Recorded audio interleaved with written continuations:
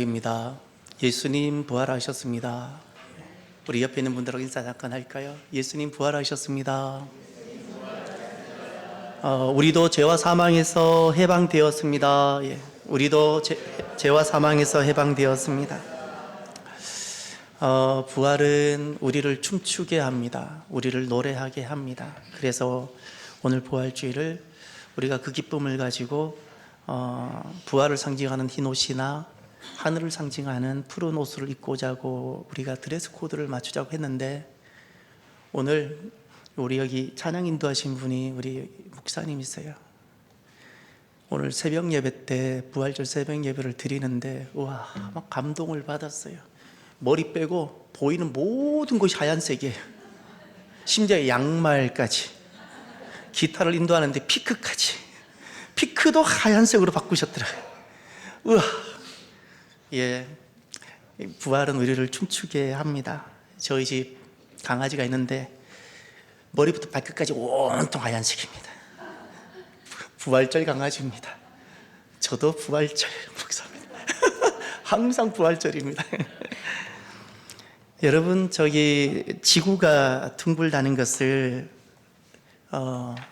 왜 둥근지를 설명할 수 있겠습니까? 제게 뭐 인공위성 사진 이런 것 말고 그냥 우리가 생활 가운데서 지구가 이러니까 둥글어요.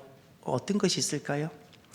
실은 지구라는 단어가 우리나라 역사로 보면 조선시대 정도, 그 당시 온 세계에는 지구라는 단어가 없었습니다. 지구라는 것은 땅이 둥글다라는 명사인데 1400년 초경 정도, 15세기 초만 해도 지구는 반원형, 그러니까 디스크 레코드 디스크 판같이 위에서 보면 둥글고 옆에서 보면 편편한, 근데 약간 위에 올라온, 탈레스가 처음 그렇게 말을 했죠. 그런데 지구가 둥글다는 것은 그 당시에도 그 단어가 없었습니다. 편편하다 했기 때문에. 지구는, 땅은 편편해. 여러분, 저기 지구가 둥글다는 것을 어떻게 설명할 수 있겠습니까? 다른 어떤 장비 말고 우리 눈 가지고만 지구가 둥글다는 것을 한번 이야기해 봅시다. 과거에는 지구는 땅 끝에 가면 떨어진다 생각했어요. 그래서 바다 가도 멀리 가지 마라, 먼 바다 가면 떨어진다, 그 두려움. 그랬는데 우리 눈을 가지고 지구가 둥글다는 것을 인식하게 된 분들이 계세요. 지난 과거에 달을 보니까 월식이 일어나는데 월식은 지구 그림자에 가려서 달 모양이 점점 바뀌어가는 겁니다. 그런데 가만히 보니까 지구가 반원형, 쉽게 말하면 원반형이면 달이 월식 때 요렇게 사과 썰듯이 잘려야 되는데 달이 요렇게 자꾸 바뀌는 거예요. 이렇게. 생각 있는 사람은 이상해. 지구가 편편하면 어떻게 이렇게 설 수가 있지? 지구가 둥근 부분 있나 봐. 또 유럽에 사는 사람들이 아프리카와 교류가 많았어요. 식민 문제도 있고 여러 가지. 아프리카는 먼 곳이 아니었습니다. 유럽 사람들에게는 오래전부터 그들 삶을 공간 가운데 아프리카라는 땅이 있었습니다. 유럽에 사는 사람들이 우리 여름에는 밤하늘을 보면 이런 별자리, 예를 들어서 북두 칠성이든 오리온 성주하든, 그런데 같은 여름에 아프리카를 갔더니 글쎄 우간다를 갔더니 북두 칠성이 안 보이는 거예요. 예를 들면 자, 이제 편편하면 유럽이라는 곳에서 여름 밤하늘을 보든 아프리카에서 여름 밤하늘을 보든 모든 별자리가 똑같이 보여야 되는데 유럽에서 본 별자리가 아프리카 갔더니 안 보여요. 그러면 뭔가요? 편편하지 않다는 뜻이에요.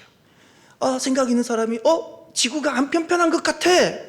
그러다가 만원경이 발견됐습니다. 만원경이 발명이 되고, 늘 눈으로만 보들 때는 눈의 가시거리가 얼마 안 되니까 잘 몰랐다가 만원경이 발명되고 나서 어느 날 범선이 들어오는데, 범선은 배는 요만한데 위에 돛이 이만큼 올라가지 않습니까? 돛. 오늘 만원경으로 누가 오나 이렇게 살펴봤더니 어머 배가 오는데 배가 보이는 것이 아니라 뭐부터 보이겠어요? 돛의 제일 꼭대기만 보이는 거예요. 돛의 꼭대기만 보이고 좀 있으니까 좀 더 보이고 나중에 배가 보이는 거예요. 그리고 이름도 그저서 보여요. 예를 들면 메이플라워호 이렇게. 그것을 보고 아 지구가 둥글구나. 편편하면 처음부터 다 보였어야 돼요. 돛의 꼬리부터 머리부터 배 이름까지 한 번에 다 보였어야 되는데 그렇지 않더라는 겁니다. 그래서 아 지구가 둥글구나라는 이 확신을 가진 사람들이 나오기 시작했어요. 그리고 그것을 첫 번째 입증한 사람이 있어요. 지구가 둥그니까 먼 바다 갈 수 있어. 먼 바다 가도 떨어지지 않아. 거기 낭떠러지가 않아. 그러면서 처음으로 지구가 둥글다는 것을 실제로 삶으로 실천한 사람이 마젤란입니다. 1522년. 앞으로만 가보자. 막히면 돌아가자. 또 앞으로만 가자. 막히면 또 돌아가자. 막히면 돌아가고 계속 앞으로만 가자. 앞으로만 가자. 앞으로만 가자. 원점으로 돌아와 버렸어요. 예. 저만 기쁜 것 같아요.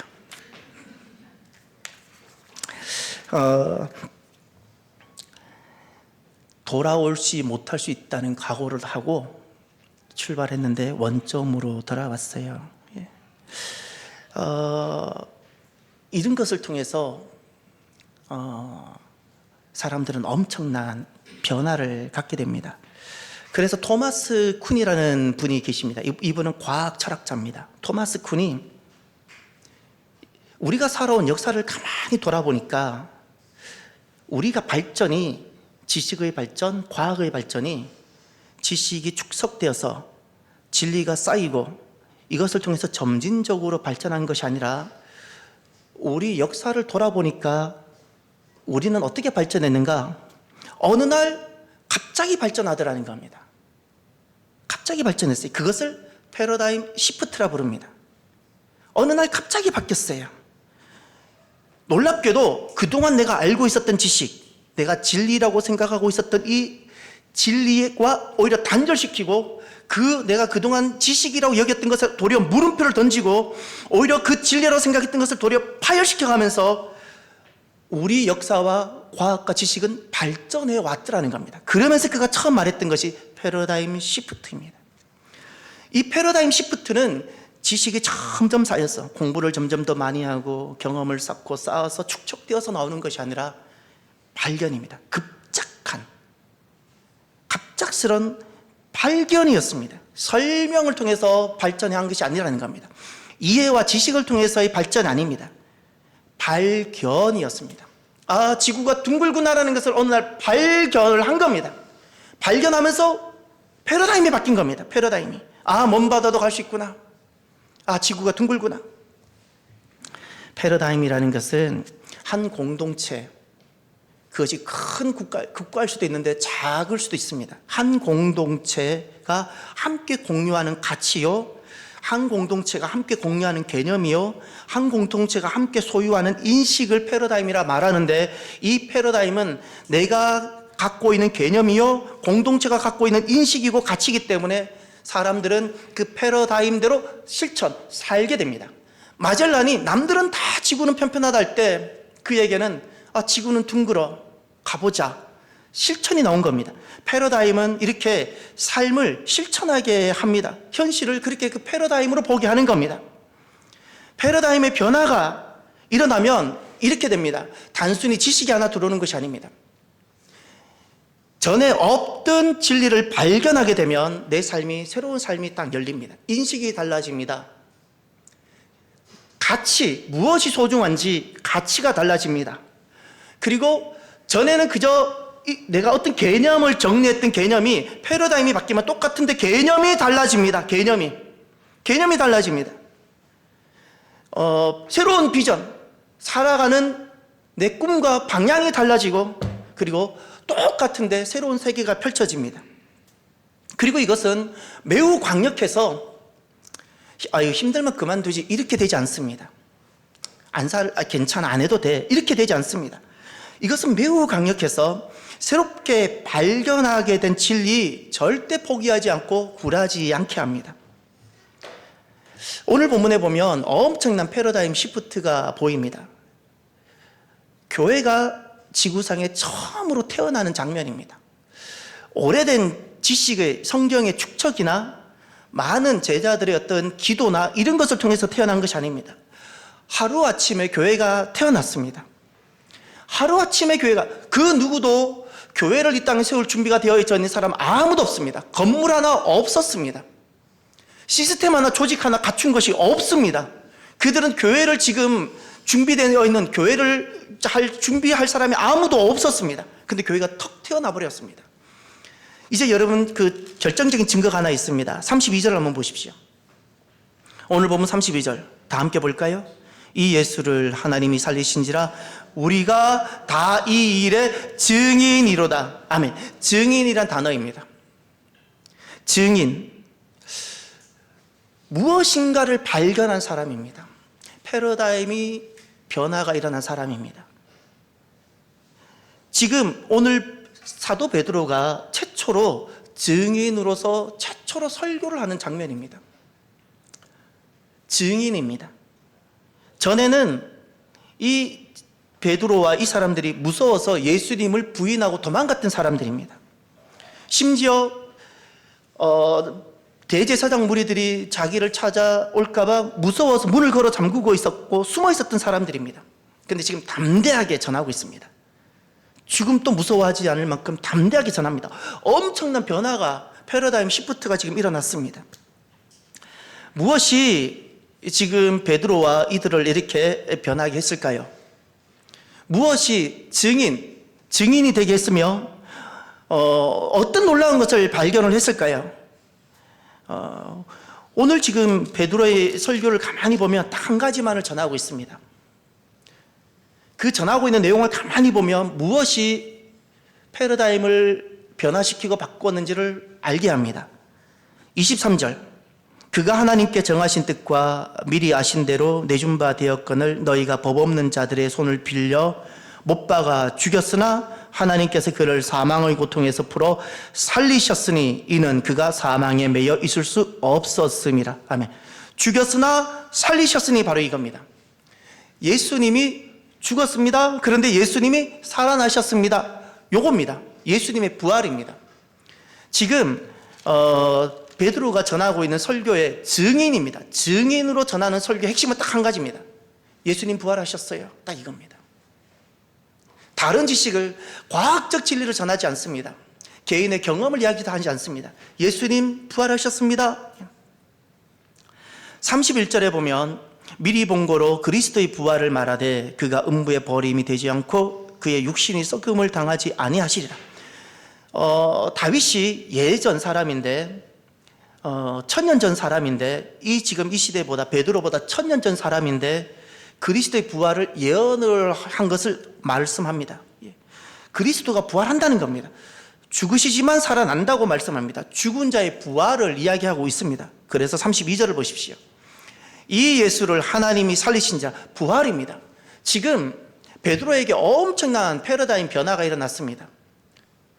밥을 먹어도 이제 밥을 먹는 이유가 달라졌습니다. 일을 해도 일하는 이유가 달라졌습니다. 똑같이 살아가는데 세상이 완전히 다른 세상을 살아가는 겁니다. 겉모양은 똑같은데 세상이 달라졌습니다.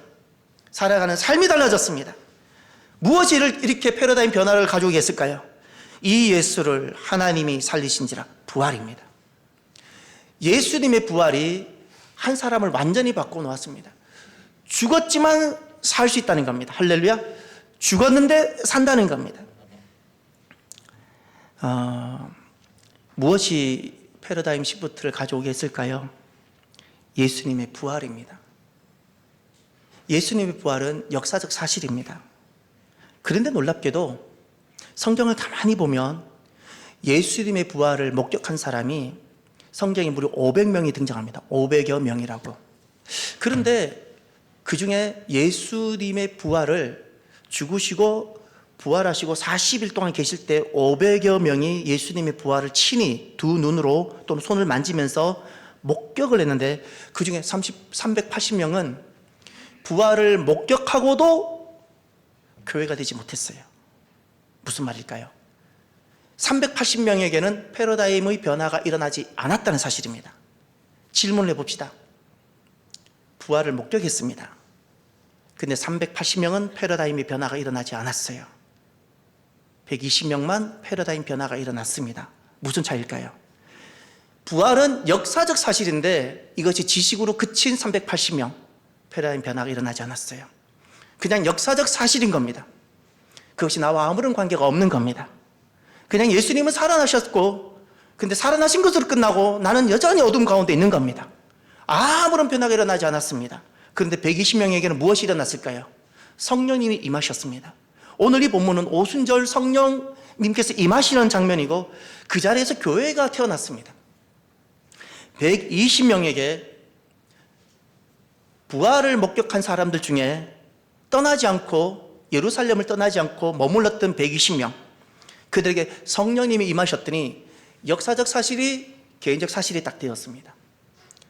전에는 역사적 사실, 지식을 알고 있었지만 이 갖고 있는 지식은 그저 겁장이, 그 많은 지식이 겁장이만 되게 합니다. 나 살게만 하는 겁니다.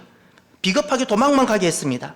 성령님이 딱 임했습니다. 그랬더니 죽었다가 살아나는 예수님의 부활, 이 역사적 사실이 개인적 사실, 나의 부활이 되고 개인적 사실이 되게 했습니다. 이제 아이를 두고 두 사람이 있는데 한 사람은 유치원 교사입니다. 최고의 지식을 가지고 유아는 어떤 존재이고 아이들은 어떤 성장을 거치고 때에 따라서 어떻게 교육하면 가장 잘하는 유치원 교사 한 분이 있습니다. 또 한 사람은 어머니, 엄마. 유치원 교사는 이 아이를 어떻게 대할 것이며 엄마라는 존재는 이 아이를 어떻게 대할 것 같습니까? 유치원 교사는 역사적 사실로, 지식으로 아이를 대합니다. 엄마는 이 아이가 그냥 개인적 사실이에요. 나예요. 아이는 나예요. 유치원 교사는 가장 좋은 지식을 가지고 가장 좋은 프로그램을 가지고 있지만 그냥 객관적, 객관해요. 객관적 사실이에요. 이런 아이가 있었고 몇 살짜리고. 근데 어머니는 이 아이는 곧 나예요. 이 아이는 곧 나. 이것처럼 예수님께서 부활하셨다는 것이 우리가 과학적으로 충분히 입증하고 여러 가지가 있겠지만 그거보다도 성령님이 딱 임하시면 역사적 사실이 개인적 사실이 되는 겁니다. 예수님의 부활이 나의 부활이 되면서 한 가지 단어가 딱 됩니다. 발견.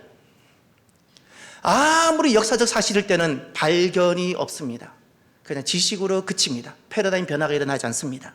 그런데 성령님이 오시고 예수님의 부활이, 역사적 사실이 나의 부활이 되고 나의 사실이 딱 되는 순간 눈이 탁 떠지면서 발견을 하게 됩니다. 그러면서 패러다임이 변화가 딱 일어나는 겁니다. 아, 부활이 있구나. 사람은 죽음으로 끝나는 것이 아니라 다시 사는 거구나. 사는 거구나. 생명이 있구나. 눈이 떠지고 새로운 삶을 보게 되어지면서 전에는 감기만 와도 무섭고 떨리고 조그만 질병이 와도 나 죽을까 무서워했던 사람이 새로운 삶을 살게 되어집니다. 어떤 것에도, 어떤 운명에도 매이지 않습니다. 어떤 굴레에도, 여자라는 굴레, 지역이라는 굴레, 학벌이라는 굴레, 어떤 굴레도 더 이상 매이지 않습니다. 어떤 이데올로기도 매이지 않습니다. 어떤 두려움, 어떤 우울증, 어떤 공황, 어떤 것에도 매이지 않고 심지어 죽음조차도 해방되는 새로운 삶이 펼쳐지는 겁니다. 이것이 예수님의 부활이 나의 부활이 될 경우 새로운 삶입니다. 발견입니다. 교회를 오래 다녔기에 새로운 삶, 패러다임 변화가 일어나는 것이 아닙니다. 교회를 단 하루를 오더라도 내가 예수님을 만나면 예수님 부활이, 역사적 사실이 나의 부활이 되고 개인적 사실이 딱 되는 순간 발견이 딱 됩니다. 그러면 완전히 새로운 삶을 살게 되는 겁니다. 저는 제가 이렇게 살아가는 이유, 수많은 이유가 있을 것 같지만 그렇지 않습니다. 너무 간단하고 단순합니다. 주변에서도 이것도 잘할 수 있고 저것도 잘할 수 있고 다 맞은 말일 겁니다. 저는 제가 가는 길을 단 한 번도 후회해 본 적이 없습니다. 제 자신이 잘 되기 위해서 가본 적도 없습니다. 저는 저를 위해 대신 죽으시고 사셔서 나에게 새로운 삶을 주신 그 예수님이 너무 좋아서 그냥 아무런 조건 없이 갑니다. 그냥 감사할 따름입니다. 삶을 노래하는 노래가 달라지고 삶의 목표도 다릅니다. 사람들이 이런 경우가 있죠. 무엇도 두렵지 않고 무엇도 무섭지 않고 심지어 죽어도 괜찮은, 죽을 수도 있는 그런 사람들을 만나본 적이 있습니까? 저는 오늘 여러분들에게 하나 소개하고 싶은 것이 있어요. 여러분, 이게 뭘까요? 앞에 계시는 분들은 보일지 모르겠습니다. 여기 보니까 날짜가 있고 남녀 사진 그림이 있네요. 결혼 청첩장입니다. 금년 5월에 있는 청첩장. 이 커플이 청첩장을 만들고 제게 제일 먼저 갖다 주었습니다. 저는 참 특별하고 참 감사하고 감격스러운 결혼식의 순서를 맡아 참가하게 되는데 참 감사합니다. 작년 3월 1년 전에 제가 사랑하고 좋아하고 그런 학교인 장로의 신학대학교 장신대, 그 신학대학원 거기에 설교를 하러 가게 되었습니다. 그런 좋은 신학교가 한국에 있다는 것이 너무 자랑스럽고 기쁜데 거기 가서 교회 가서는 다 전도사들이고 지금 이제 신학대학원생으로 앉아 있는데 제가 기도했습니다. 하나님, 제가 무엇을 전할까요? 가장 예리하고 가장 비판적이고 무엇을 해도 마음이 잘 안 움직이는 이들에게 하나님, 무슨 말씀을 전해야 합니까? 제 후배들인데 20여 년 만에 돌아가는데 기도하고 기도하다가 그냥 하나님 주신 말씀 너무 단순하게 딱 붙잡고 한 가지만 전했습니다. 그 한 가지 전한 게 뭘까요? 선교는 순교입니다. 믿음은 순교입니다. 삶은 순교입니다. 한 가지만 전했어요. 순교라고. 저는 이 메시지가 너무 재미도 없고 희망을 주는 메시지가 아니니까 저 다시 안 부를 줄 알았어요. 올해 다시 불렀어요. 중간에 작년 가을에도 불렀는데 제가 교회 일이랑 겹쳐서 못 갔어요. 갔더니 회장이 이제 바뀌었는데 그 회장이 막 올해는 너무 많이 온 거예요.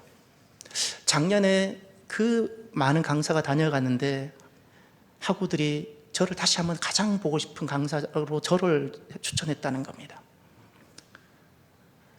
근데 놀라운 일은 작년에 제가 순교합시다 그랬어요. 인사도 그럽니다. 옆 사람하고 인사합시다. 순교합시다. 순교합시다. 제가 그렇게 인사시켰어요. 첫 인사가 순교합시다. 놀라운 것은 한 커플이 그날 만난 거예요. 이제 여자분은, 여전도사님은 이 분당에 가까운 이름만 대면 아는 교회 여기 전도사로 있어요. 이분은 12살부터 이게 뭐냐면 그 집회를 이번 주 목요일날 또 가서 집회를 했는데 집회 마치고 이분들이 저를 따로 불러서 자기들의 배경을 한 5장으로 페이퍼를 만들어서 주면서 목사님이 처음 드리는 거예요. 제게 준 거예요. 그 내용을 제가 갔다 와서 하나하나 다 보고 제가 막 빨간 펜 다 별표 치고 다 이렇게 해놨어요. 너무 감격스러웠어. 이 여자분이 이렇게 이야기합니다. 12살에 처음 선교를 준비했고 5학년이에요. 5학년 때 하나님을 만나고 잘 살고 행복하게 한 것이 아니라 선교를 준비했다는 거예요. 학창시절 내내 의료 선교사를 꿈을 꾸다가 총신대로 진학해서 신학을 하고 또 그리고 장신대로 신학대학원을 온 거예요. 한 번도 선교에 대한 비전이 변한 적이 없었고 캄보디아를 품고 17년을 한결같이 기도했다는 거예요. 17년. 1년도 아니고 17년을.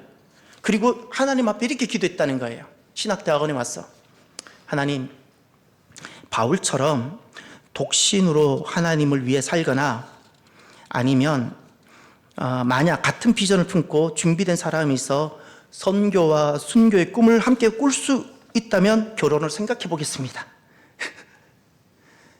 선교를 헌신하는 정도가 아니라 순교하겠다 할 때 나는 그 사람이 내 배우자라는 거예요. 그래서 이 여전도사님의 기도 제목, 배우자 순서가 있어요. 하나님, 내 배우자는 이런 사람이 되게 해주십시오. 첫 번째는 하나님을 사랑하되 정말 사랑하는 사람. 두 번째가 함께 선교 나가서 거기서 죽을 생각하는 사람. 이게 두 번째 기도 제목이에요. 내 배우자. 그런데 만약에 그런 사람이 없다면, 그리 아니하실지라면 바울과 같이 독신으로 주를 위해 전제로 부어지기를 원합니다. 이렇게 기도하면서 이 자매는 요쪽편 앉았어요. 그리고 이 형제는 저도 그때는 몰랐는데 이 페이퍼 보고 알았어요. 아동 작가인데 이번에 자기가 쓴 동화책이 베스트셀러가 됐다는 거예요. 제가 이걸 미리 봤으면 책점이 뭐냐고 물어봤을 텐데, 이거를 이번 목요일날 줬으니까 최근 건 것 같아요.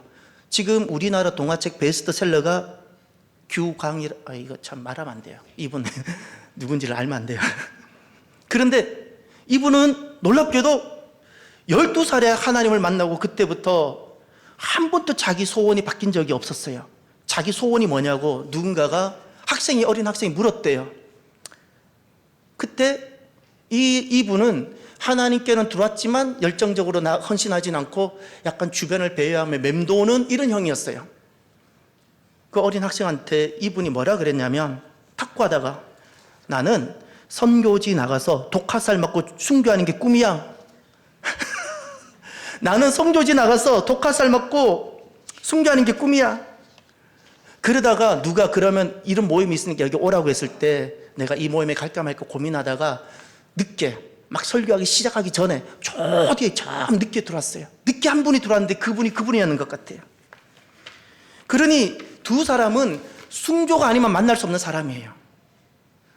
순교하게 됐기 때문에 두 사람이 만난 거예요. 그래서 여기 보면 제가 읽어드릴 게 있어요.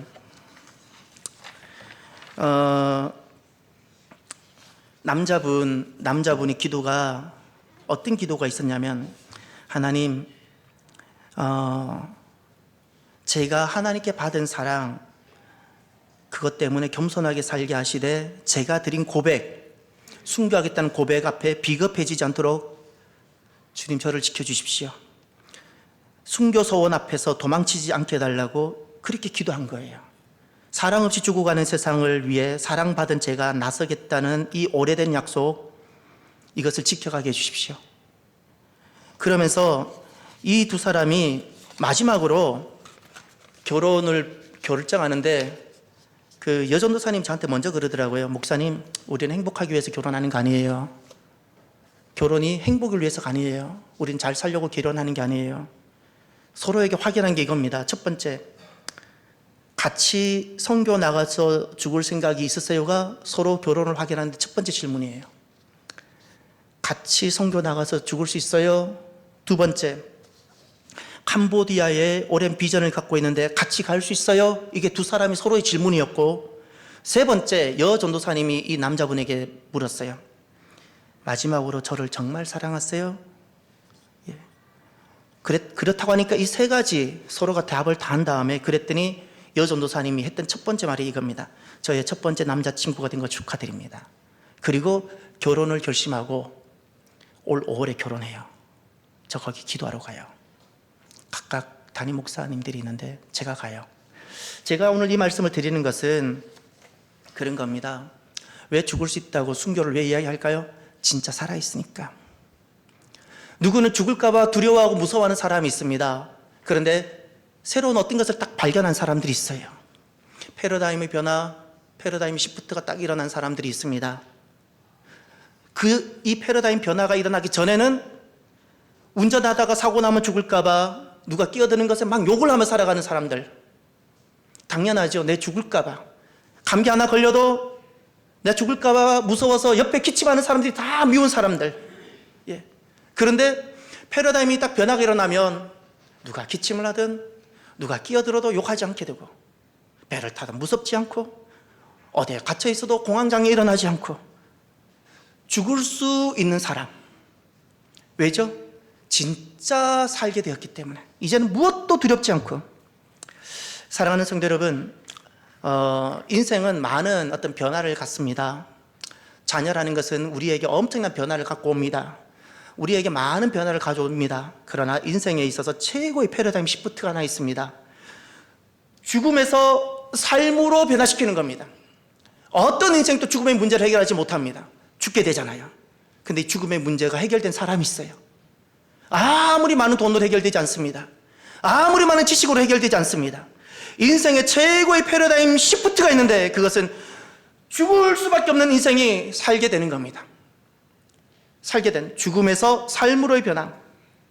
교회는 이렇게 패러다임의 변화가 일어난 사람들입니다. 예수님의 부활이 나의 부활이 되고, 성령님이 임하셔서 역사적 사실이 나의 개인적 사실이 되고, 전에는 교회가 좋아서 나왔다든지, 교회 나오면 들을 것이 있고 좀 유익하니까 나왔다가 조금 문제가 있으면 금방 떠나고, 이렇게 살아가던 사람이 패러다임의 변화가 딱 오면 이제는 죽어도 좋은 삶을 사는 겁니다. 죽을 수도 있는 삶을 살아갑니다. 이 삶이 진짜의 삶입니다. 저와 여러분들이 예수님의 역사적 사실이 성령님을 통하여 개인적 사실이 되고 완전한 새로운 삶이 있습니다. 이 새로운 삶을 살아가는 복되고 귀한 여러분들이 되시기를 주의 이름으로 축원합니다. 오늘은 말씀을 마무리 지으면서 여러분들하고 제가 어렸을 때 불렀던 찬양이 있습니다. 하나님의 독생자 예수 날 위하여 오시었네, 내 모든 죄 사하시려고 십자가 지셨으나 다시 사셨네. 이제는 주님은 살아계시고 나의 모든 두려움이 사라졌습니다. 나는 이제 새로운 삶을 살아갑니다 라는 고백인데, 우리 함께 찬양합시다. 말씀을 기억하며 이 찬양을 함께 드렸으면 좋겠습니다.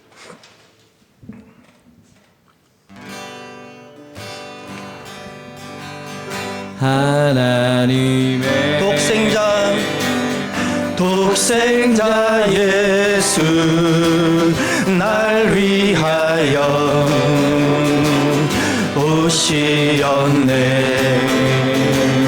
내 모든 죄 사하시려고 십자가 지셨으나 다시 살아계신 주 나의 참된 소망 두려움이 사라지네. 사랑의 주네 갈 길 인도하니 내 모든 삶의 기쁨 늘 충만 주 안에서 거듭난 우리 기뻐하며 찬양하리. 아멘. 가슴 속에 넘치는 화신 우리의 가는 길에 소망 넘치 살아계신 주 나의 참된 소망 두려움이 사라지네. 사랑의 주네 갈 길 인도하니 내 모든 삶의 기쁨 늘 충만. 선한 싸움 다 마친 후에 우리 주님 배우리라. 사망 권세 다 물리치고 주님이 다스리니 영광 넘치네. 살아계신 주 나의 참된 소망 두려움이 사라지네. 사랑의 주네 갈 길 인도하니 내 모든 삶의 기쁨 늘 충만하네. 살아계신 주 나의 참된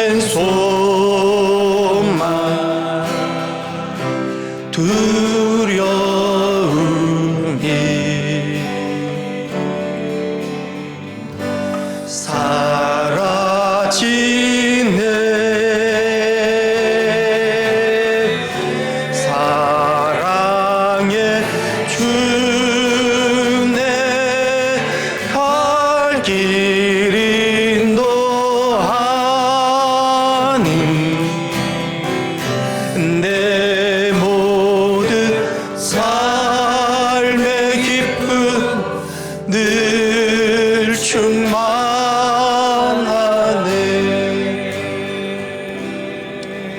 기도합시다. 예수님의 부활, 이 역사적 사실이 개인적 사실이 되고 예수님의 부활이 나의 부활이 되고 이제는 완전히 새로운 삶, 얻은 것에도 매이지 않는, 어떤 두려움에도 매이지 않는, 어떤 운명에도 사로잡히지 않는 하나님 새로운 삶을 살아가는 심령이 되게 해달라고 우리 함께 간절히 기도하길 바랍니다. 할렐루야. 하나님 아버지 감사합니다.